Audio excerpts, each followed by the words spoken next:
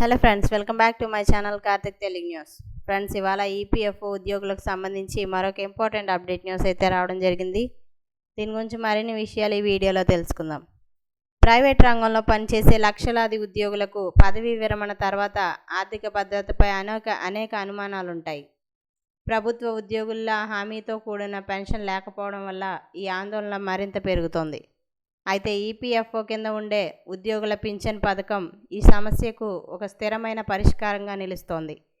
EPFO నిర్వహించే EPS పథకం ద్వారా ఉద్యోగుల జీతం నుండి క్రమం తప్పకుండా జమ అయ్యే మొత్తంలో కొంత భాగం పెన్షన్ ఫండ్కు వెళ్తుంది. యజమాని కూడా జమ చేసే వాటాలో ఒక ముఖ్యమైన శాతం ఈపీఎస్కు కేటాయించబడుతుంది. ఈ విధంగా సంవత్సరాల పాటు పోగవుతున్న ఈ నిధి పదవీ విరమణ తర్వాత నెలవారీ పెన్షన్గా ఉద్యోగికి అందుతుంది. అయితే ఈ పింఛన్ పొందాలంటే కొన్ని ముఖ్యమైన అర్హతలు ఉన్నాయి.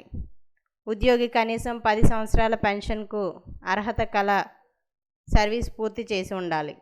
పూర్తి పెన్షన్ పొందడానికి సాధారణంగా 58 సంవత్సరాల వయస్సు పూర్తి కావాలి. పెన్షన్ లెక్కించడం కూడా చాలా సులభం. ఈపీఎఫ్ఓ ఒక స్పష్టమైన సూత్రాన్ని నిర్దేశించింది. Pension is equal to pension అర్హత గల జీతం ఇంటూ మొత్తం సర్వీస్ సంవత్సరాలు డివైడెడ్ బై 70. ఇక్కడ గమనించాల్సిన ముఖ్యమైన విషయం ఏంటంటే, పెన్షన్ లెక్కింపులో గరిష్ట జీత పరిమితి నెలకు 15,000 రూపాయలుగానే పరిగణిస్తారు. మీ అసలు జీతం ఎంత ఎక్కువైనా లెక్కింపు ఈ పరిమితి ఆధారంగానే జరుగుతోంది.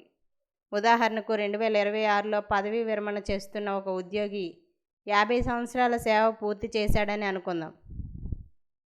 అప్పుడు పెన్షన్ లెక్కింపు ఇలా ఉంటుంది: 15,000 రూపాయలు into 50 divided by 70 is equal to 10,714 రూపాయలు.